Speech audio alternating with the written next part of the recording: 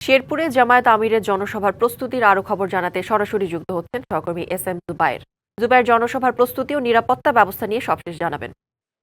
করি আর অল্প কিছুক্ষণ পর জামাতের আমির ডক্টর শফিকুর রহমান এই মঞ্চে এসে বক্তব্য দিবেন।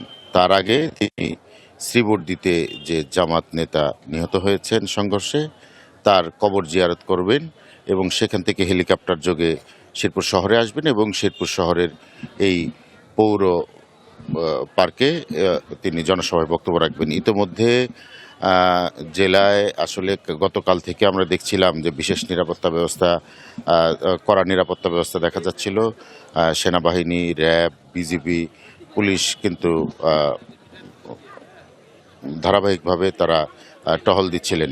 ইতিমধ্যে এই যে সভাস্থলের চারিদিক ঘিরে রেখেছে সেনাবাহিনী, র্যাব, পুলিশ সদস্যরা। সকাল থেকে আমরা দেখছিলাম যে আস্তে আস্তে লোক আসতে শুরু করেছে এবং বেলা বাড়ার সাথে সাথে এই মাঠ কানায় কানায় পরিপূর্ণ হয়ে যাবে। একটু যদি বলে রাখতে চাই যে এর আগে শেরপুরের ঝিনাইগাতীতে যে বিএনপি এবং জামাতের সমর্থকদের মধ্যে যে সংঘর্ষ হয়, সেই সংঘর্ষে শ্রীবর্দী উপজেলার সাধারণ সেক্রেটারি মাওলানা রেজাউল করিম নিহত হয়েছেন। তার কবর জিয়ারত করবেন তিনি গোপালখিলা গ্রামে এবং সেটি শেষ করে এখানে জনসভায় বক্তব্য দিবেন।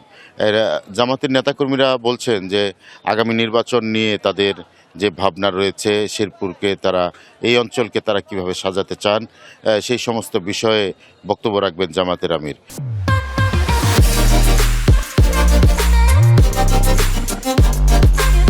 আমি যদি একটু জানিয়ে রাখতে চাই যে জামাতের আমিরের সাথে কিন্তু কেন্দ্রীয় নেতৃবৃন্দ ছাড়াও যে ডাকসুর জিএস এস এম ফরহাদ, তারপরে হচ্ছে ময়মনসিংহ বিভাগের যে দায়িত্বে রয়েছেন তিনি সহ কিন্তু একাধিক কেন্দ্রীয় নেতারা এখানে উপস্থিত থাকবেন। ইতোমধ্যে শেরপুরে যে জামাতের নেতাকর্মীরা রয়েছে, সমর্থকরা রয়েছে, তাদের মধ্যে উৎসব বিরাজ করছে। তো তাদের সাথে কথা বলছিলাম যে তারা বলছিলেন যে তারা যে দীর্ঘ সময় আসলে এভাবে জনসভা করতে পারেনি এবং তারা নির্বাচনে অংশগ্রহণ করতে পারেনি। এবারে তারা নির্বাচনে অংশগ্রহণ করতে পেরে উচ্ছ্বসিত। তবে যে বিভিন্ন স্থানে যে সংঘর্ষের ঘটনা ঘটছে, বিভিন্ন স্থানে যে সংঘাত ঘটছে, সেগুলো নিয়ে তারা শঙ্কায় রয়েছেন।